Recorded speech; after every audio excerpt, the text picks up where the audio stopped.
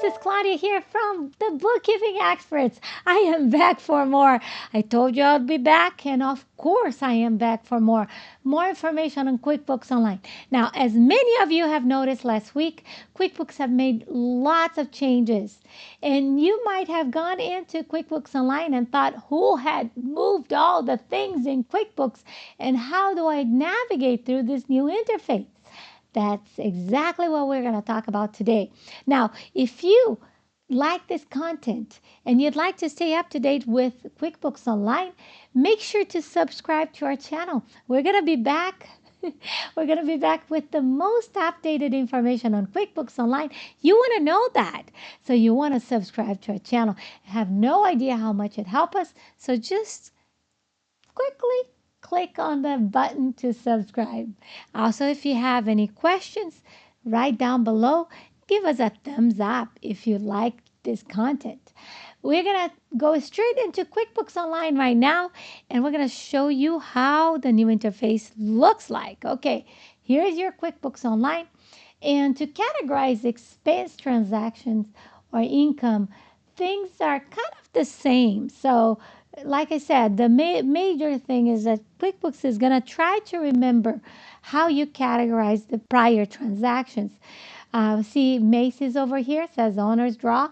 All right, so this looks like it's good. So if you're just going to post it used to be add, right? So now it's post. If you want to set a rule, however, that anytime you go and purchase something from Macy's, that this is not supposed to be a business expense, you can create a rule over here. And now it's just right down next to post. See that? If you click on the transaction right now, it's not going to open up like it used to.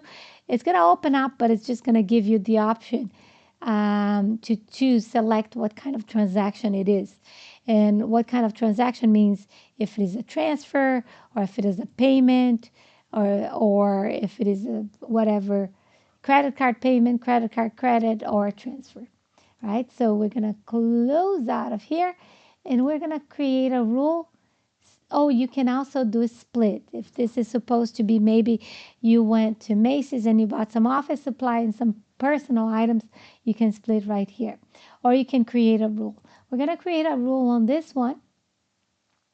We're going to call it Macy's. So this part is still the same, guys. And remember that in QuickBooks, QuickBooks does not accept any hyphens or anything like that. So we're going to put it all together, saying American Express, Macy's, and it's always going to be owner's draw. And I'm going to go ahead and save it. The reality is that you don't want to put any personal expense on your business. But if that happens, that's one way for you to easily just match. So it's going to say that this is going to be categorized as owner's expense, and you can no longer see that transaction in here. Okay, so anytime you purchase something in Macy's, so it's going to automatically categorize as owner expense. Okay, now what about split transactions? Let's go over with this is all received. Let's see if I can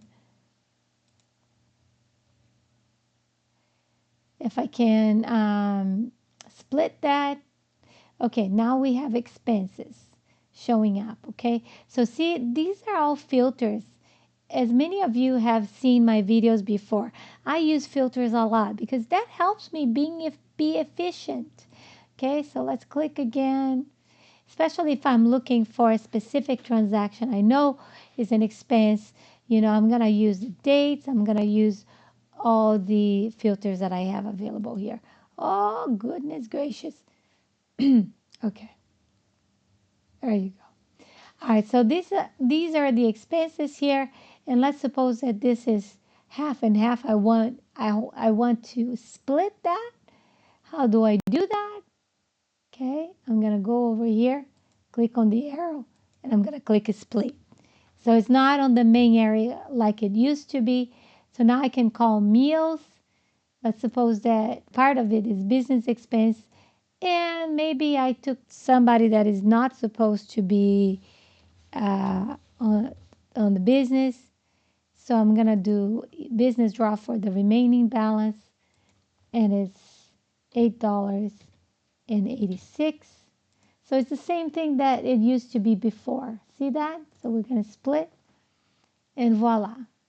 One thing that I forgot to put is that we need to put the vendor every time we categorize something. It is very important for you to put the name of the vendor. And now you're going to put it right over here. So this is not Discover, this is a Mac. So be careful with AI. It's still not perfect, as many of you know. So I changed the vendor right here, and I posted as interest paid.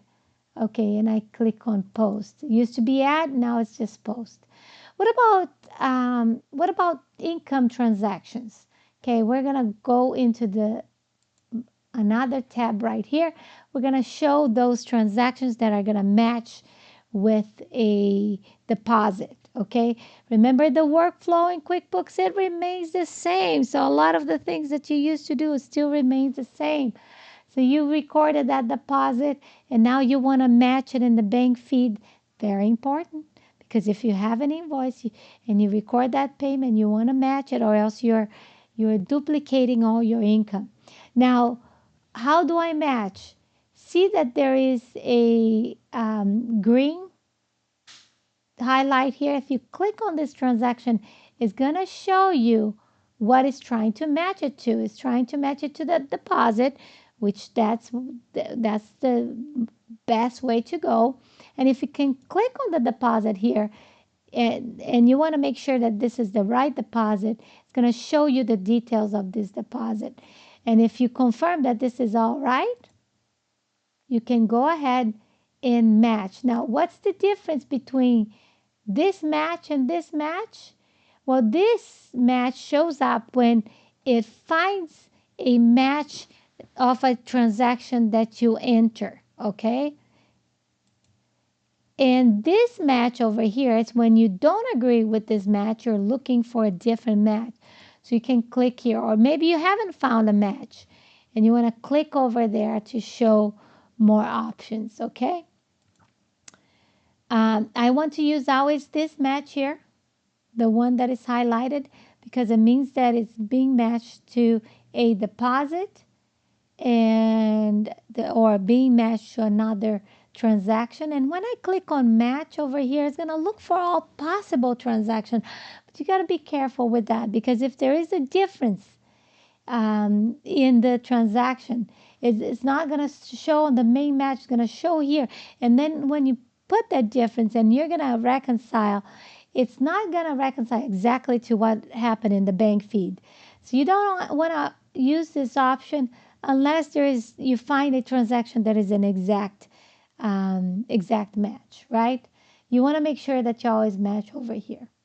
Okay, so and that's what I'm going to do right over here.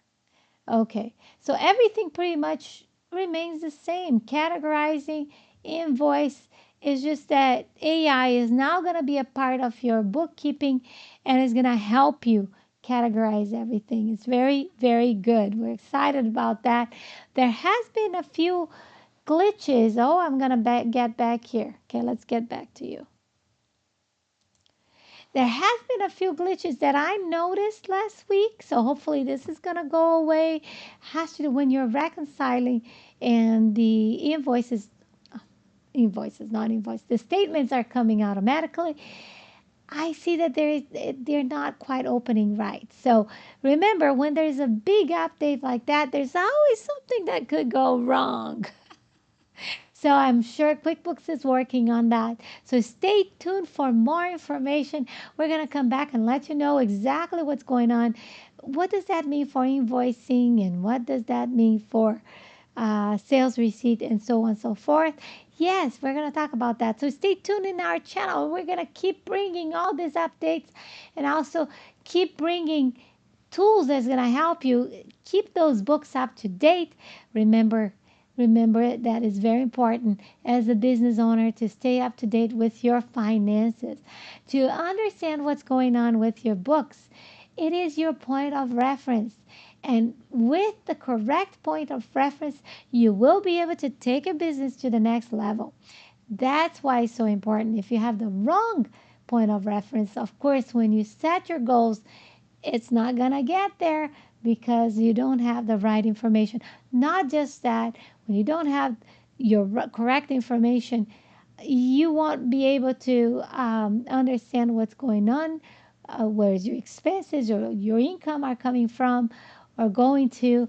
And most importantly, you don't want to duplicate transactions, right? You don't want to pay more taxes than what you have to, and you don't want to record more expenses than what you actually accrue, because that means if you're ever audited, you can have all kinds of problems. You want to have your books up to date and correct. So stay tuned for more. Come back next week, and we promise you we're going to keep improving, keep bringing relevant information for you to stay up to date with QuickBooks. I'll be back next week, I promise you. And until next time, keep on smiling.